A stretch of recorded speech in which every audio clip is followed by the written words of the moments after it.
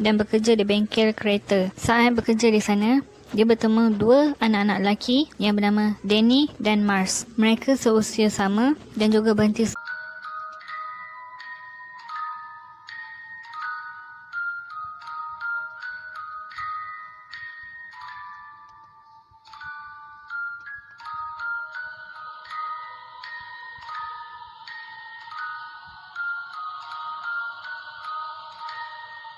Okay, hai, Assalamualaikum. Selamat datang ke dalam channel YouTube aku. Okay, untuk video kali ni aku akan cerita kisah tentang Pee Wee Gaskin. Okay, siapakah Pee Wee Gaskin? Tapi sebelum tu, kita bukan sedang membahas kisah tentang band yang bernama Pee Wee Gaskin juga, tapi bukan dia. Tapi Pee Wee Gaskin yang aku masukkan adalah seorang pembunuh berantai. Hanya kerana korang belum begitu mengenali nama Donald Henry Gaskin atau lebih dikenali sebagai Pee Wee, bukan bererti kejahatan yang dilakukan jadi tidak mengerikan. Namanya mungkin terdengar lucu, tapi Pee Wee sendiri tidak boleh digelakkan kerana orang-orang yang membulinya akan dipukul sampai mati. So, siapakah Pee Wee Gaskin? Donald Gaskin lahir pada 13 Mac 1933 di Florence County, South Carolina. Ibunya yang tidak menikah ketika tengah mengandungkan Donald hidup dengan berganti-ganti pasangan. Kiranya Donald ni adalah anak luar nikah.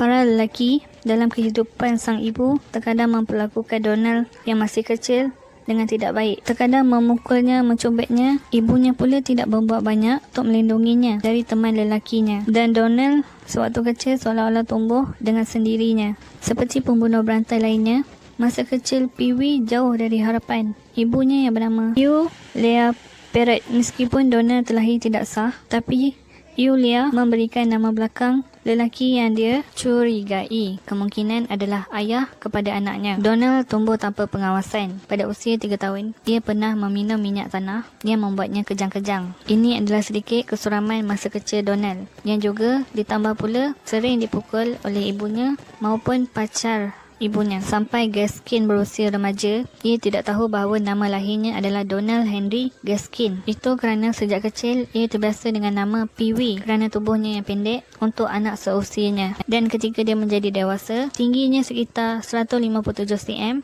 dan berat badannya 59 kg. Ketika dia mulai bersekolah, kekerasan yang dia alaminya di rumah mengikutinya ke ruang kelas. Dia akan bergaduh setiap hari dengan anak-anak lelaki dan perempuan. Dia terus menerus dihukum oleh para guru dan pada usianya 11 tahun, ia berhenti sekolah dan bekerja di bengkel kereta. Saat bekerja di sana, dia bertemu dua anak-anak lelaki yang bernama Danny dan Mars. Mereka seusia sama dan juga berhenti sekolah. Jadi mereka bekerja sama dan menyebut diri mereka sebagai The Trouble Trio. Mereka kemudiannya memecah masuk rumah orang, menculik pelacur dan bahkan memperkosa kanak-kanak lelaki yang masih kecil. Mereka akan mengancam kanak-kanak lelaki itu sehingga mereka tidak lapor kepada pihak polis. Namun, akhirnya ketiganya berpecah setelah mereka tertangkap basah tengah memperkosa adik perempuan Mars. Sebagai hukumannya, para orang tua memukul mereka sampai cedera parah. Setelah kejadian tersebut, Danny dan Mars meninggalkan daerah tersebut, sedangkan Gaskin ditinggalkan sendiri.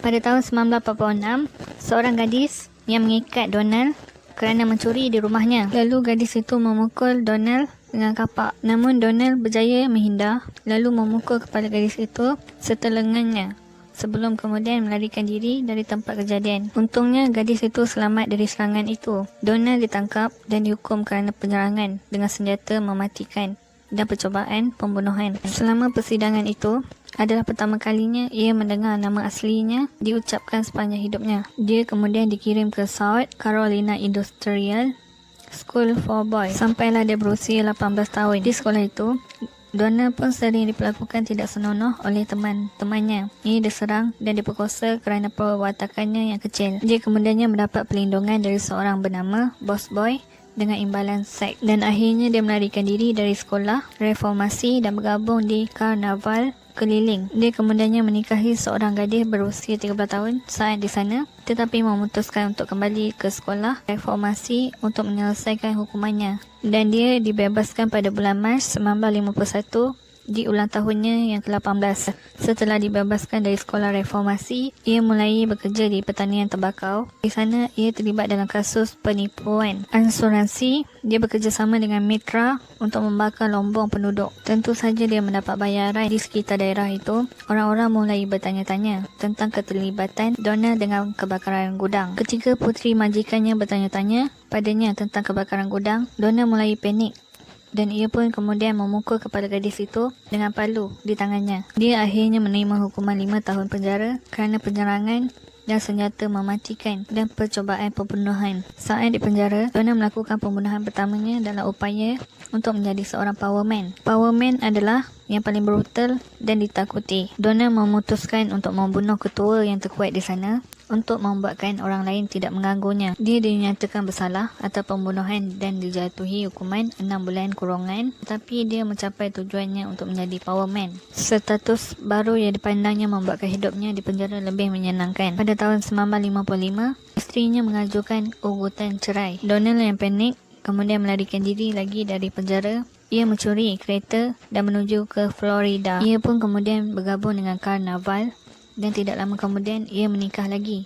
Tetapi pernikahan keduanya hanya berlangsung 2 minggu. Di karnaval, ia mengenali Betty Gates. Keduanya kemudiannya menuju ke Tennessee untuk membantu saudara laki-laki Betty. Lalu Donald pergi ke penjara dengan wang jaminan dan rokok di tangannya. Ketika dia kembali ke hotel, Betty dan keretanya sudah pergi. Betty tidak pernah kembali, tetapi pihak polis yang datang dan Donald sedar kalau dia telah ditipu. Saudara laki-laki Betty sebenarnya adalah suaminya yang telah melarikan diri dari penjara dengan bantuan pisau cukur yang terselip di dalam kotak rokok yang dibawa Donald. Donald pun dikirim kembali ke penjara dengan tambahan 9 bulan kerana membantu pelarian seorang tahanan. Pada Ogos 1961, dia dibebaskan dari penjara dan kembali ke Carolina Selatan. Dia tidak boleh jauh dari masalah dan mulai mencuri lagi. Dia bertaktik agar terhindar dari penangkapan dengan cara bekerja sebagai pemandu taksi dan asisten dari Menteri Transportasi.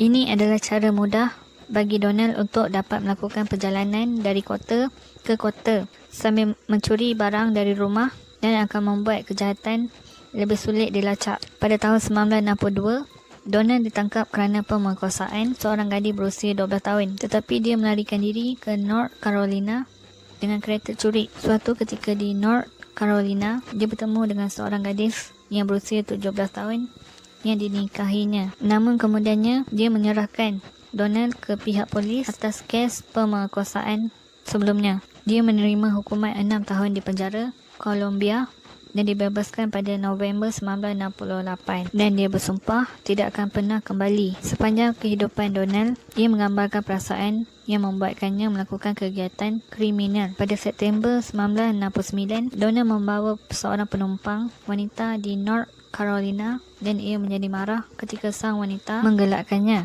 saat Donald meminta untuk bercinta dengannya. Lalu Donald memukulnya sampai tidak sedarkan diri. Donald memperkosanya dan menyiksanya. Lalu dia menuju ke paya untuk menenggelamkan tubuh wanita itu. Proses pemerkosaan, penyiksaan dan pembunuhan yang digambarkan oleh Donald sebagai visi dan bothersome feeling yang ia alami sepanjang hidupnya telah memuaskan perasaan dan menjadi kekuatan dalam hidupnya. Ia sering kali membuatkan korbannya yang terluka untuk tetap hidup selama berhari-hari. Terkadang dia memakan bahagian tubuh korbannya yang terputus dan membuat mereka menyaksikan Donald memakannya. Donald lebih suka korban perempuan, tetapi itu tidak menghentikannya untuk melakukan hal yang sama pada lelaki yang dia temui. Pada 1975, dia mendapati 80 kanak-kanak lelaki dan perempuan di sepanjang jalan di North Carolina dan membunuh mereka semua. Dia menganggap pembunuhan di jalan raya itu sebagai hiburan. Donald juga membunuh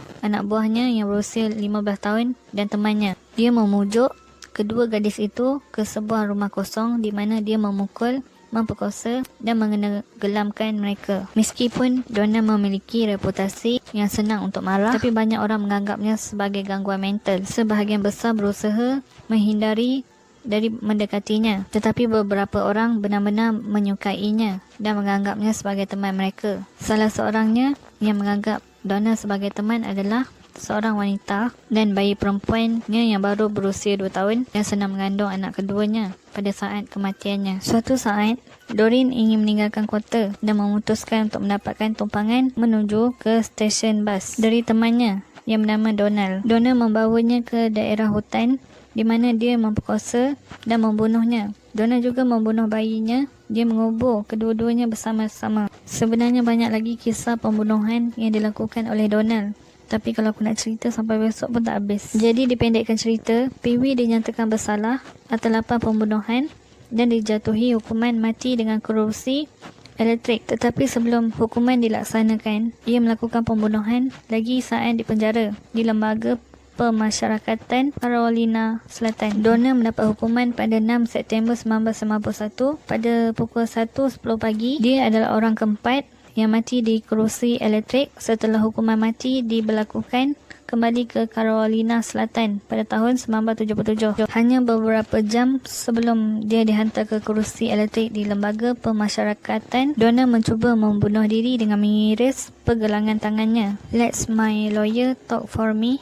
I am ready to go. Itu adalah kata-kata terakhir Donald. Hingga kematiannya, tidak diketahui berapa banyak pembunuhan yang sebenarnya telah dilakukan oleh Donald kerana informasi yang diberikan tidak sesuai dengan jumlah mayat ditemukan. Mungkin dia hanya ingin dikenali sebagai pembunuh berantai paling kejam di Carolina Selatan. Satu hal yang kita ketahui dengan pasti adalah bahawa Donald Gaskin adalah seorang psikopat yang tidak peduli pada kehidupan manusia. Okey, itu saja kisah yang mampu aku sampaikan untuk korang.